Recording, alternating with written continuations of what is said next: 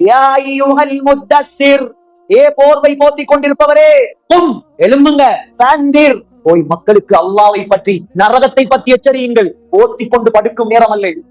எழும்பினார் சகோதரர்களே, எழும்பினார். முழு உலகமும் வேற மதம், இவர் மாத்திரம் சத்திய மதம். போய் சொன்னா நம்புவானா சகோதரர்களே? நம்புவானா? முழு மக்களையும் கூட்டினார், சஃபா மலையடிவாரத்தில் கொண்டு வந்தார். கேட்டார், ஏ மக்களே, இந்த மலைக்கு பின்னால் ஒரு கூட்டம் உங்களை தாக்க வருகிறது என்று நான் சொன்னால் நீங்கள் நம்புவீர்களா? நிச்சயமாக நம்புவோம். ஏன்? மா ஜர்ரப்னா அலைக்கல் கதிப், உங்களோட வாழ்க்கையில நீங்க பொய் சொன்னதே கிடையாது. அப்படியா? நம்புவீர்களா? இதோ நான் தான் அல்லாஹ்வுடைய தூதர் முஹம்மது ஸல்லல்லாஹு அலைஹி வஸல்லம், என்னை நம்புங்கள், அல்லாஹ்வை மட்டும் வணங்குங்கள். ஃபைன்னி நதீருல் லகும் பைன யதை அதாபின் ஷதீத், கியாமத் நாளிலும் பயங்கர தண்டனை வருவதற்கு முன்னால் நான் உங்களை அச்சமூட்டி எச்சரிக்கை செய்கிறேன். மக்கள் எல்லாம் திகைத்து போய்விட்டார்கள். முதல் எதிரியாக வந்தான் பாப்பாவோடு கூட பிறந்த தம்பி அபூ லஹப்.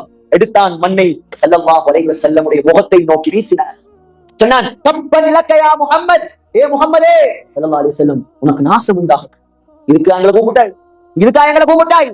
அல்லாஹ் கோபப்பட்டான். தப்பத் யதா அபீ லஹபி வ தப், அபூ லஹபுடைய 2 கைகளும் நாசமாகட்டும், அவனும் நாசமாகட்டும்.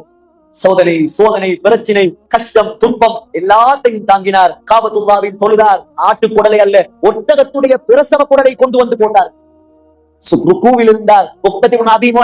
என்ன செய்தான்? தன்னுடைய துண்டால் ஸல்லல்லாஹு அலைஹி வஸல்லமுடைய கழுத்தை நெரித்து இழுத்து கீழே தள்ளினார். தூங்கினார். நிம்மதியாக தூங்க விடவில்லை, நிம்மதியாக தொட விடவில்லை, இஸ்லாத்தை பரத்த விடவில்லை. யாகம் செய்து 10-13 வருடங்கள் மக்காவில் அடியும் ஏச்சும் திட்டும் வாங்கி இஸ்லாத்தை கைவிடாமல் மதீனாவை நோக்கி பயணமாகினார். சகோதரர்களே, மதீனாவுக்கு போய் 10 வருடங்கள் முயற்சி செய்தார். போய் முதலாவது வருடம் 313 முஸ்லிம்கள், பத்ருடைய யுத்தம். 2வது வருடம் உஹதுடைய யுத்தம் 1000ஆக மாறியது. அடுத்தது ஹிஜ்ரி 6 ஹுதைபியா உடன்படிக்கை 1600ஆக மாறியது. தியாகம் சகோதரர்களே. ஹிஜ்ரி 8ஆம் ஆண்டு மக்காவை கைப்பற்ற வந்தார். 1600ஆக இருந்தவர்கள் 10,000ஆக மாறினார்கள். ஹிஜ்ரி 10ஆம் ஆண்டு ஹஜ்ஜத்துல் வதாவுக்கு வந்தார். சகோதரர்களே, 10,000ஆக இருந்தவர்கள் 1,24,000ஆக மாறினார்கள். சொன்னார்கள், இதற்கு பின்னால் உங்களோடு ஹஜ்ஜி செய்யும் சந்தர்ப்பம் எனக்கு கிடைக்காது.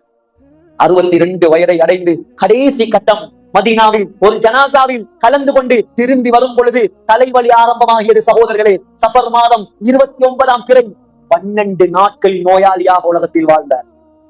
12 நாள்.